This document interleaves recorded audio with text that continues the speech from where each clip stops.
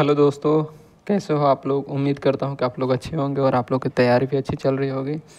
तो दोस्तों आज हम लोग शुरू करते हैं धार्मिक आंदोलन जो 1500 ईस्वी से 1600 ईस्वी के बीच चला था। तो इसका क्वेश्चन नंबर 1 है, इसमें मिलान करना है आचार्य और मत विचारधारा से। ठीक है, तो रामानुज आचार्य का विशिष्टाद्वैत था, ये 1 नंबर का एक ही आंसर हो जाएगा।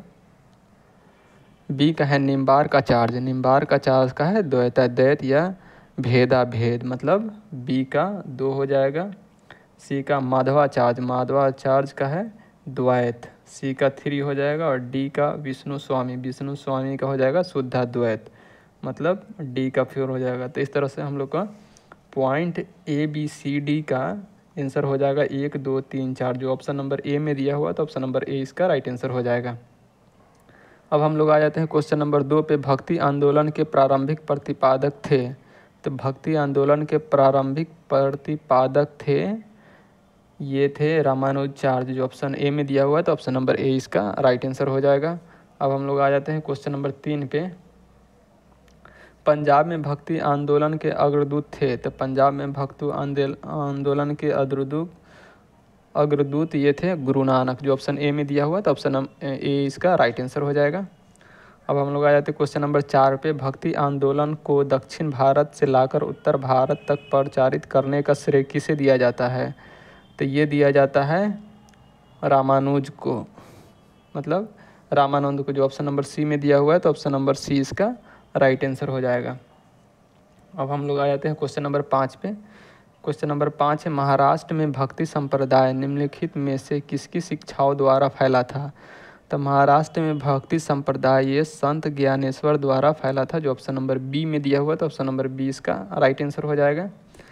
क्वेश्चन नंबर 6 है, कबीर के गुरु कौन थे।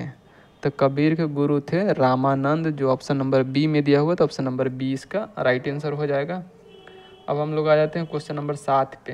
क्वेश्चन नंबर 7 है, संत कबीर का जन्म कहाँ हुआ था। तो संत कबीर का जन्म हुआ था मगहर, वाराणसी में। जो ऑप्शन नंबर बी में दिया हुआ है तो ऑप्शन नंबर बी इसका राइट आंसर हो जाएगा। क्वेश्चन नंबर 8 है, निम्नलिखित में से कौन सा वाक्य दक्षिण भारत के भक्ति आंदोलन के संदर्भ में सत्य है। तो पॉइंट ए में दिया हुआ इसका नेतृत्व कई लोकप्रिय संतों द्वारा किया गया, तो ये तो सही है। दूसरा है, इसके समर्थक संस्कृत में बोलते थे या लिखते थे, ये सही नहीं है, हर क्षेत्र का अलग अलग भाषा था। तीसरा है, इनसे जाति व्यवस्था का विरोध किया था, यह भी सही है।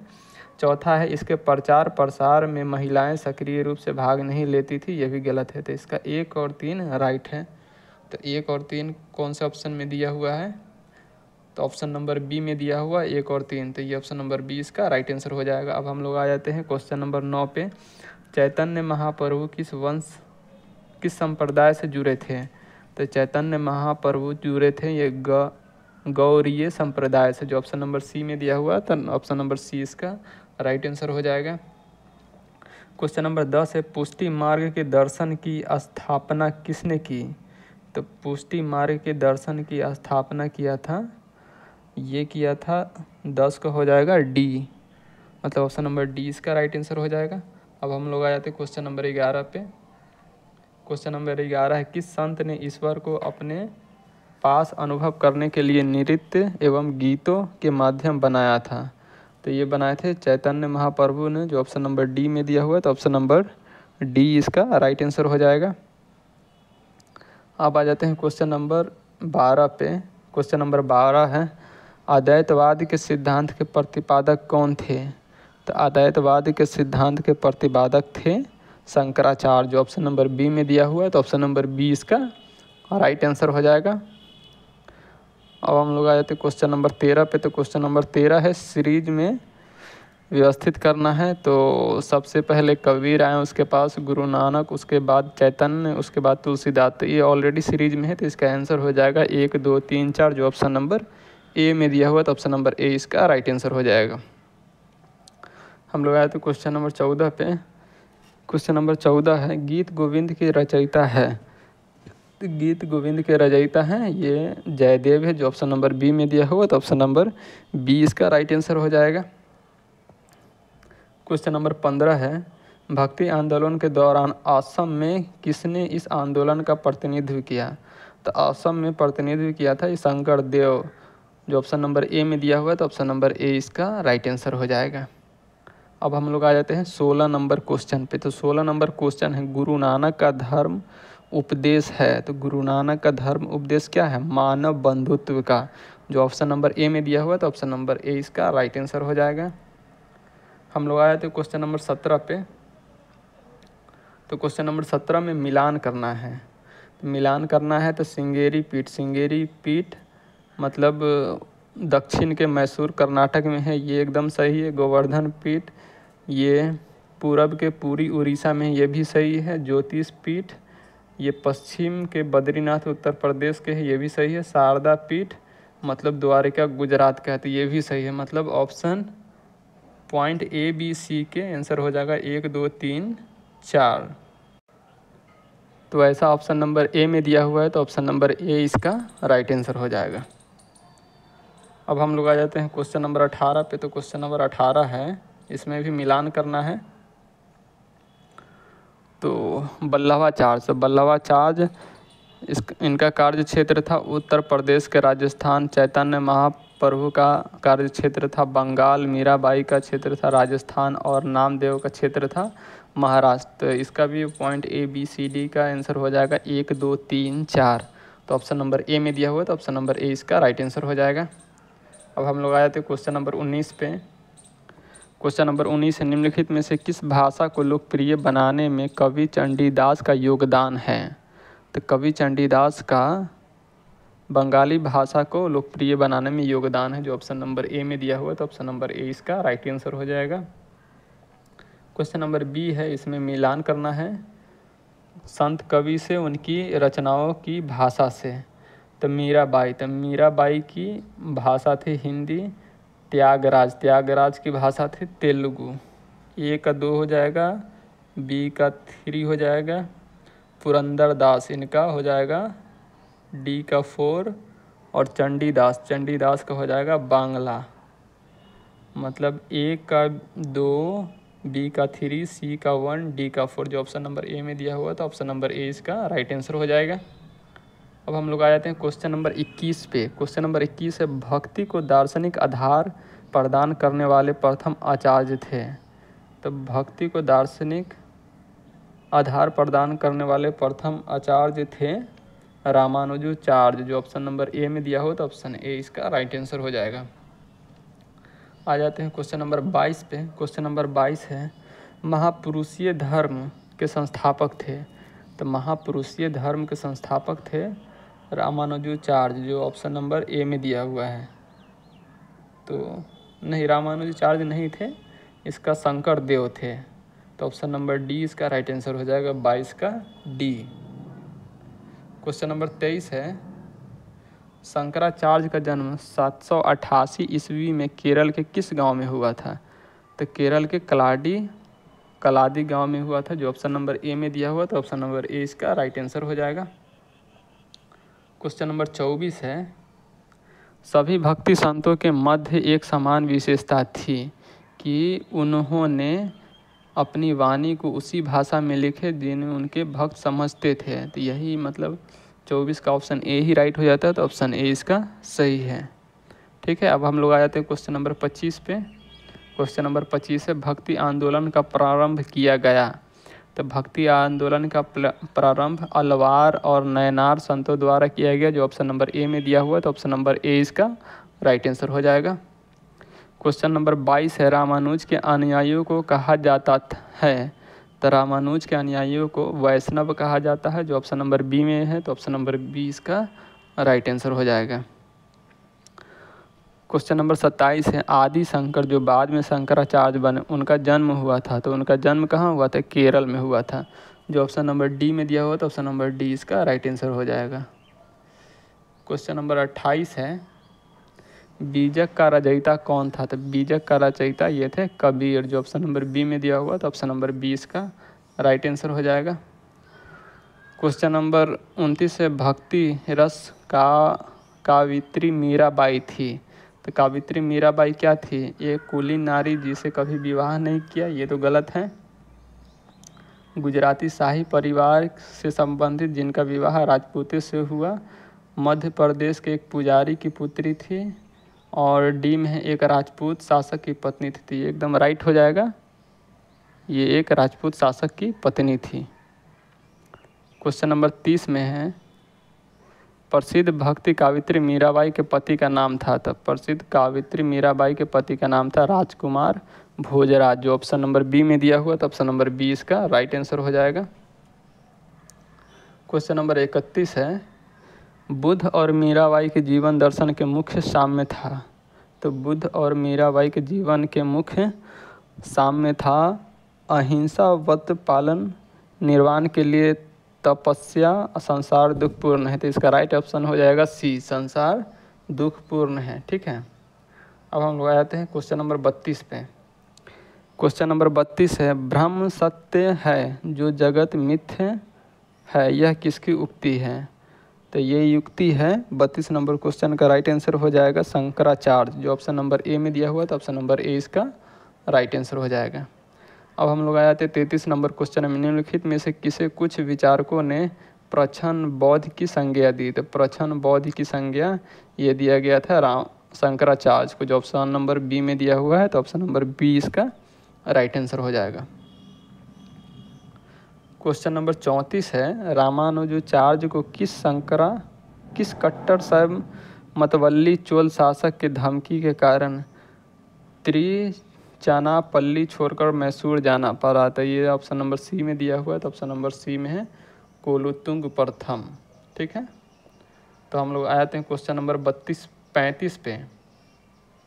रामानुजाचार्य को होयसल वंश के जैन धर्मावलंबी शासक वीटिंग को वैष्णव धर्मावलंबी बनाने में सफलता मिली। वीटिंग ने अपना नाम बदल कर क्या रखा।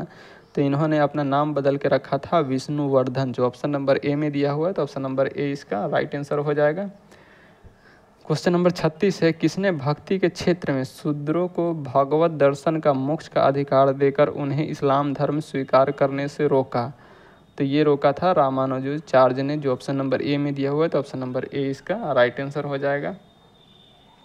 ठीक है, अब आ जाते हैं हम लोग क्वेश्चन नंबर 37 पे। क्वेश्चन नंबर 37 है दक्षिण भारत का वह संत कौन था जिसने अपना अधिकांश जीवन उत्तर भारत के वृंदावन में बिताया। तो अपना अधिकांश जीवन उत्तर भारत के वृंदावन में बिताया था, ये बिताया था निम्बार्क आचार्य, जो ऑप्शन नंबर बी में दिया हुआ है। तो ऑप्शन नंबर बी इसका राइट आंसर हो जाएगा। क्वेश्चन नंबर 38 है महाराष्ट्र में विठोबा या विठुल विष्णु का एक नाम आंदोलन का केंद्र था। तो आंदोलन का ये केंद्र था कौन था, पंढरपुर, जो ऑप्शन नंबर ए में दिया हुआ। तो ऑप्शन नंबर ए इसका राइट आंसर हो जाएगा। क्वेश्चन नंबर 39 है किसने भगवत गीता पर भावार्थ दीपिका नाम से एक बृहद टीका मराठी में लिखे जिसे सामान्यतः ज्ञानेश्वरी के नाम से जाना जाता है। तो ज्ञानेश्वरी के नाम से जाना जाता है, ये ज्ञानदेव 39 के ए राइट आंसर हो जाएगा। ठीक है, क्वेश्चन नंबर 40 है। क्वेश्चन नंबर 40 है यदि संस्कृत देव भाषा है तो क्या मेरी मातृभाषा यानी मराठी दस्यु भाषा है। यह युक्ति किसकी है। तो यह युक्ति एकनाथ जी की है, जो ऑप्शन नंबर बी में दिया हुआ है। तो ऑप्शन नंबर बी इसका राइट आंसर हो जाएगा। आ जाते हैं क्वेश्चन नंबर 41 है भक्त तुक्काराम कौन से मुगल सम्राट के समकालीन थे। तो भक्त तुक्काराम ये जहांगीर के समकालीन थे, जो ऑप्शन नंबर सी में दिया हुआ है। तो ऑप्शन नंबर सी इसका राइट आंसर हो जाएगा। आ जाते हैं क्वेश्चन नंबर 42 पे। क्वेश्चन नंबर 42 है निम्नलिखित में से कौन सा एक सही कलानुक्रम है। तो शंकराचार्य, रामानुजाचार्य, चैतन्य, मतलब ऑप्शन नंबर ए ही इसका राइट आंसर हो जाएगा। तो ऑप्शन नंबर ए सही सजा हुआ, तो ये राइट आंसर हो जाएगा। ठीक है, अब हम लोग आ जाते हैं क्वेश्चन नंबर 43 पे। क्वेश्चन नंबर 43 है निम्नलिखित में से किस भक्ति संत ने अपने संदेश के प्रचार के लिए सबसे पहले हिंदी का प्रयोग किया। तो सबसे पहले हिंदी का प्रयोग करने वाले हैं रामानंद, जो ऑप्शन नंबर सी में दिया हुआ है। तो ऑप्शन नंबर सी इसका राइट आंसर हो जाएगा। अब क्वेश्चन नंबर 44 में मिलान करना है। ठीक है, तो 44 में मिलान करना है। तो नामदेव, तो नामदेव का मोची से हो जाएगा व्यवसाय। नामदेव का व्यवसाय दर्जी था, ए का 3 हो जाएगा। कबीर, कबीर जोल्हा था, बी का 2 हो जाएगा, रैदास रविदास, इसका मोची हो जाएगा। और क्या बोलते हैं, सेना, सेना का हो जाएगा नाई, मतलब डी का 1 हो जाएगा। तो इस तरह से हम लोग का हो गया ए का 3, बी का 2, सी का 4 और डी का 1। ठीक है, तो ऐसा ऑप्शन नंबर किस में दिया हुआ है तो हम लोग देख लेते हैं। तो ऐसा ऑप्शन नंबर बी में दिया हुआ है, तो बी इसका राइट आंसर हो जाएगा। ठीक है, अब हम लोग आ जाते हैं क्वेश्चन नंबर 45 पे। शिवाजी के आध्यात्मिक गुरु कौन थे? तो शिवाजी के आध्यात्मिक गुरु थे रामदास। 45 का ए राइट आंसर हो जाएगा। अब हम लोग आ जाते हैं 46 नंबर क्वेश्चन पे। 46 नंबर क्वेश्चन है, दास बोध के रचयिता थे? तो दास बोध के रचयिता थे रामदास, जो ऑप्शन नंबर सी में दिया हुआ है, तो सी इसका राइट आंसर हो जाएगा। क्वेश्चन नंबर 47 है, जाति पाति पूछे नहीं कोई, हरि का भजय सो हरि का होय, ये पंक्ति किसकी है? तो ये पंक्ति है रामानंद की, जो ऑप्शन नंबर ए में दिया हुआ है, तो 47 का ए राइट आंसर हो जाएगा। अब हम लोग आ जाते हैं क्वेश्चन नंबर 48 पे। गुरु नानक का जन्म 1469 ईस्वी में कहाँ हुआ था? तो गुरु नानक का जन्म पूर्व के भारत में, मतलब अभी जो पाकिस्तान में पड़ता है, तलवंडी के ननकाना में हुआ था, जो ऑप्शन नंबर ए में दिया हुआ, तो ऑप्शन नंबर ए इसका राइट आंसर हो जाएगा। क्वेश्चन नंबर 49 है, सिख धर्म का संस्थापक किसे माना जाता है? तो ये माना जाता है गुरु नानक को, जो ऑप्शन नंबर ए में दिया हुआ, तो ऑप्शन नंबर ए इसका राइट आंसर हो जाएगा। क्वेश्चन नंबर 50 है, बंगाल और उड़ीसा में वैष्णववाद को लोकप्रिय बनाने का श्रेय किसे जाता है? तो ये लोकप्रिय बनाने का श्रेय जाता है चैतन्य महाप्रभु को, जो ऑप्शन नंबर ए में दिया हुआ, तो ऑप्शन नंबर ए इसका राइट आंसर हो जाएगा। क्वेश्चन नंबर 51 है, चैतन्य महाप्रभु का जन्म स्थल कहाँ है? तो जन्म स्थल है नदिया या नवद्वीप, जो ऑप्शन नंबर ए में दिया हुआ, तो ऑप्शन नंबर ए इसका राइट आंसर हो जाएगा। क्वेश्चन नंबर 52 पे आ जाते हैं हम लोग। क्वेश्चन नंबर 52 है, उड़ीसा नरेश प्रताप रुद्र किस वैष्णव संत का शिष्य हैं? तो उड़ीसा नरेश प्रताप रुद्र ये है चैतन्य वैष्णव संत का शिष्य है, मतलब 52 का ए राइट आंसर हो जाएगा। क्वेश्चन नंबर 53, निम्नलिखित में से किसे गौरांग प्रभु भी कहा जाता है? तो चैतन्य महाप्रभु के गौरांग प्रभु भी कहा जाता है, तो 53 का ए राइट आंसर हो जाता है। अब हम लोग आ जाते हैं क्वेश्चन नंबर 54 पे। क्वेश्चन नंबर 54 है, रचना और रचनाकार। तो ऑप्शन ए में दिया हुआ पदावली, तो पदावली का हो जाएगा विद्यापति। ठीक है, और रामचरितमानस का हो जाएगा तुलसीदास, और सूरसागर का हो जाएगा सूरदास, और बीजक का हो जाएगा कबीरदास। तो पदावली का विद्यापति हो जाएगा, ये तो राइट सही है। रामचरितमानस का बी का 3 हो जाएगा तुलसीदास, सूरसागर का हो जाएगा सूरदास, सी का 2, और बीजक डी का हो जाएगा कबीरदास, मतलब डी का 4। तो इस तरह से हम लोग का आंसर हो जाएगा ए का 1, बी का 3, सी का 2, डी का 4। ए का 1, बी का 3, सी का 2, डी का 4। तो ऐसा ऑप्शन नंबर बी में दिया हुआ है, तो ऑप्शन नंबर बी इसका राइट आंसर हो जाएगा। क्वेश्चन नंबर 55 है, आलसियों का मूल मंत्र अजगर करे न चाकरी पंछी करे न काम का रचयिता है? तो इसका रचयिता है मलुकदास, जो ऑप्शन नंबर बी में दिया हुआ है, तो ऑप्शन नंबर बी इसका राइट आंसर हो जाएगा। क्वेश्चन नंबर 56 है, महात्मा गांधी के प्रिय भजन वैष्णव जन तोने कहिए जो परी पराई जाने, ये रचयिता है? तो ये रचयिता है नरसिंह मेहता के, जो ऑप्शन नंबर ए में दिया हुआ है, तो ऑप्शन नंबर ए इसका राइट आंसर हो जाएगा।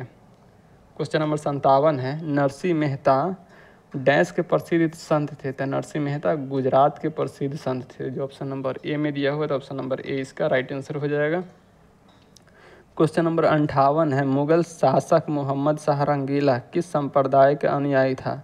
तो मुगल शासक मोहम्मद शाह रंगीला ये था शिव नारायण संप्रदाय का अनुयायी था, जो ऑप्शन नंबर ए में दिया हो, तो ऑप्शन नंबर ए इसका राइट आंसर हो जाएगा। क्वेश्चन नंबर 59 है, असम का चैतन्य किसे कहा जाता है? तो असम का चैतन्य कहा जाता है शंकर देव को, जो ऑप्शन नंबर ए में दिया हुआ है, तो ऑप्शन नंबर ए इसका राइट आंसर हो जाएगा। क्वेश्चन नंबर 60 है, निम्नलिखित में से कौन भक्ति आंदोलन का प्रस्तावक नहीं था? तो ये थे तुकाराम तो थे, त्यागराज भी थे, वल्लभाचार्य भी थे, ये नागार्जुन नहीं थे जो ऑप्शन नंबर ए में दिया हुआ, तो ऑप्शन नंबर ए इसका राइट आंसर हो जाएगा। हम लोग आ जाते क्वेश्चन नंबर 61 पे। निम्नलिखित में से कौन प्रेम मार्गी निर्गुण भक्ति संत नहीं है?